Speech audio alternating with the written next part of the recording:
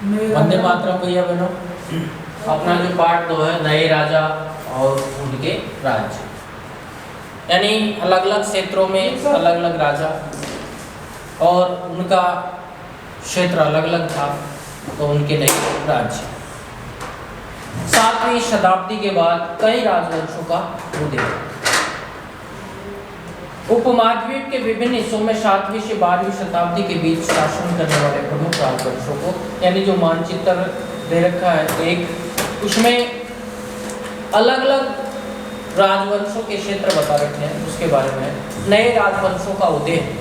यानी जो प्राचीन राजवंश थे, जो प्राचीन राजा थे, उनकी जगह नए राजवंशों का उदय हो रहा, नए राजा पनप रहे हैं, उसके बारे में कि 7वीं सदी आते आते उपमहाद्वीप के विभिन्न भागों में बड़े भूस्वामी और योद्धा सरदार अस्तित्व में आ चुके थे।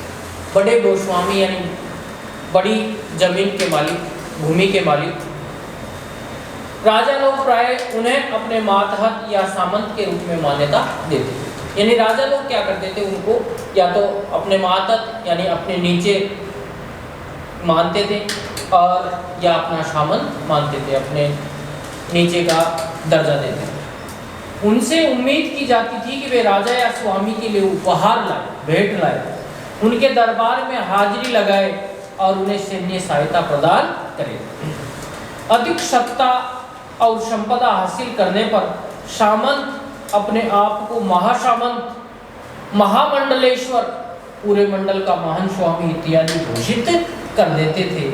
कभी कभी वे अपने स्वामी के आधिपत्य से स्वतंत्र हो जाने का दावा भी करते थे, यानी वो राजा के अधीन रहते थे और जब उनकी सत्ता या उनका अधिकार बढ़ जाता था, उनकी शक्ति बढ़ जाती थी, तो वो राजा के आधिपत्य से भी क्या हो जाते थे, स्वतंत्र हो जाते थे। इस तरह का एक उदाहरण दक्कन में राष्ट्रकूटों का था। शुरुआत में वे कर्नाटक के चालुक्य राजाओं के अधीन थे। कौन? राष्ट्रकूट। किसके अधीन थे? चालुक्य राजाओं के। 8वीं सदी के मध्य में एक राष्ट्रकूट प्रधान दंती दुर्ग ने अपने चालुक्य स्वामी की अधीनता से इनकार कर दिया, यानी चालुक्य राजा को मना कर दिया है, तेरे अंदर नहीं हो, तेरे अधीन नहीं हो। उसे हराया और हिरण्यगर्भ यानी शाब्दिक अर्थ है हिरण्यगर्भ का, सोने का गर्भ नामक एक अनुष्ठान किया, एक यज्ञ किया। जब यह अनुष्ठान ब्राह्मणों की सहायता से संपन्न किया जाता था, तो यह माना जाता था कि इससे याचक जन्मना क्षत्रिय न होते हुए भी क्षत्रिय के रूप में दोबारा क्षत्रियत्व प्राप्त कर लेगा।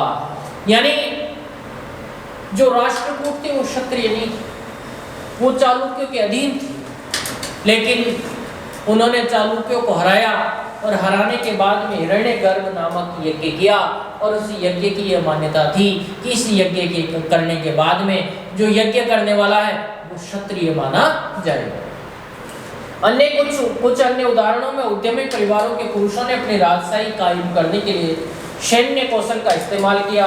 मिसाल के तौर पर कदम्ब, मयूर शर्मण और गुर्जर प्रतिहार हरिचंद्र ब्राह्मण थे, जिन्होंने अपने परंपरागत पेशे को छोड़कर शस्त्र को अपना लिया और क्रमशः कर्नाटक और राजस्थान में अपना राज्य सफलतापूर्वक स्थापित किया। किताब में जो चित्र दे रखा है, पहला एलोरा की गुफा 15 का भित्ति चित्र, जिसमें विष्णु को नरसिंह अर्थात पुरुष सिंह के रूप में दिखलाया गया है, ये राष्ट्रकूट काल की कृति है। राज्यों में प्रशासन, भाई राज्य तो स्थापित हो गए, राज्यों में शासन कैसे चलाए, राज्य का सुचारू रूप से संचालन कैसे हो, इसके लिए वो प्रशासन चलता था। इन नए राज्यों में से कईयों ने महाराज यानी राजाओं के राजा, त्रिभुवन चक्रवर्ती यानी 3 भुवनों का स्वामी और इसी तरह की अन्य भारी भरकम उपाधियां धारण की। लेकिन इस तरह के दावों के बावजूद वे अपने सामंतों और साथ ही साथ किसान, व्यापारी और ब्राह्मण तथा ब्राह्मणों के संगठनों के साथ अपनी सत्ता की साझेदारी करते थे, यानी बांटते थे। किसको? सत्ता, अपना अपना काम बांटते। इन सभी राज्यों में उत्पादकों अर्थात किसानों, पशुपालकों, कारीगरों से संसाधन इकट्ठे किए जाते थे, यानी किसके आधार कर लेते थे। इनको अक्सर अपने उत्पादों का एक हिस्सा त्यागने के लिए मनाया या बाध्य किया जाता था। कभी कभी इन हिस्सों को लगान मानकर वसूला जाता था, क्योंकि प्राप्त करने वाला भूस्वामी होने का दावा करता था और राजस्व व्यापारियों से दिया जाता। यानी वो जिस इलाके का राजा है, जिस क्षेत्र का राजा है, वो उस भूमि का स्वामी है और किसानों से वो क्या लेता था, लगान लेता था। क्यों लेता था? कि भाई मैं इस भूमि का स्वामी हूँ, इसलिए आपको लगान देना पड़ेगा। 400 कर दे रखे हैं। तमिलनाडु में शासन करने वाले चोल वंश के अभिलेखों में विभिन्न किस्म के करों के लिए 400 से ज्यादा सूचक शब्द मिलते हैं। सबसे अधिक उल्लेखित कर है वेटी, जो नगद की बजाय जबरन श्रम के रूप में लिया जाता है, जिसको ये भी बोल सकते हैं बेगा।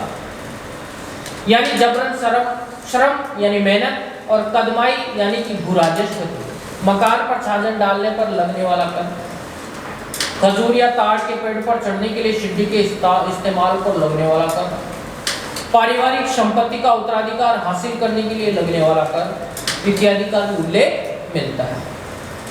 ये संसाधन राजा की व्यवस्था का वित्तीय आधार बनते थे। कौन? ये जो कर लगाते थे ना, ये इससे क्या होता था, राजा की जो राजा को वित्तीय सहायता मिलती थी, राजा को धन मिलता था। साथ ही मंदिरों और दुर्गों के निर्माण में भी इस्तेमाल होते थे।